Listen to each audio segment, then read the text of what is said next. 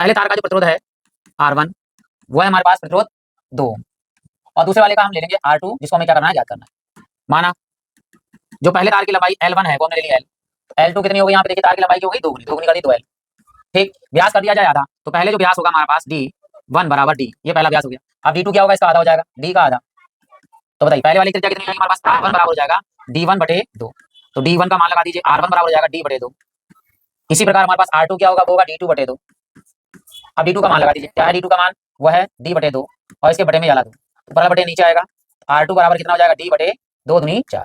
ये हमारे पास R2 का मान आ गया। ठीक, अब पहला प्रतिरोध निकालते हैं, देखिए R1 बराबर क्या होगा, रो L1 बटे में A1 होता है, और ये क्या है, क्षेत्रफल। ए का सूत्र क्या होता है, पाई आर स्क्वायर, ये ए का सूत्र होता है। तो यहाँ लिख देंगे हम, देखिए R1 बराबर रो ऊपर L1 बटे में ए का सूत्र है पाई, तो यहाँ पर देखिए R1 का स्क्वायर पाई R1 का स्क्वायर। अब R1 का जो मान है वो लगाएंगे यहाँ पर, देखिए कैपिटल R1 ये बराबर रो L1 बटे में पाई स्मॉल R1 का मान कितना, D/2, तो यहाँ लगाइए D/2 का होल स्क्वायर। अब यहाँ पर करते हैं, देखो R1 बराबर रो पर कर दो रो L1 बटे में, देखिए पाई यहाँ आएगा D का स्क्वायर और बटे में यहाँ पर 2 का वर्ग 4, ये नीचे का बटे कहाँ चला जाएगा, ऊपर चला जाएगा। तो यहाँ लिखेंगे, देखिए R1 बराबर ये 4 जो बटे में ऊपर यहाँ शुरू लिखेंगे 4 into rho into L, L1 का मान लगा दीजिए, L1 का मान है स्मॉल L, तो यहाँ पे L1 का मान लगा दीजिए स्मॉल L। ठीक है, यहाँ हो गया पाई D स्क्वायर, तो पाई D स्क्वायर, ये हमारे पास आगे समीकरण पर कितनी है।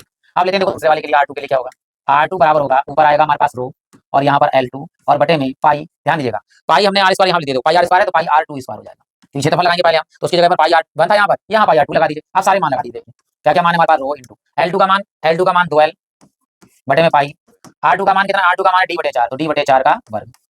यहाँ करते हैं, देखिए R2 बराबर ऊपर है 2 शुरू कर दिए, 2 रो L बटे में पाई D का स्क्वायर और बटे में 4 का वर्ग, 4 चौक 16, ये 16 बटे में कहाँ चले जाएंगे, ऊपर गुणा हो जाएगी, तो यहाँ 16 दूनी 32, तो R2 बराबर होगा 32 रो और यहाँ पर L और बटे में पाई D स्क्वायर, पाई D स्क्वायर। समीकरण नंबर कितना, 2। हमें इस R2 का मान ज्ञात करना है और R1 का मान हमें ज्ञात रखा है, दे रखा है। तो समीकरण 2 को समीकरण 1 से भाग कर दीजिए, समीकरण 2 को समीकरण 1 से क्या करने पर, भाग करने पर।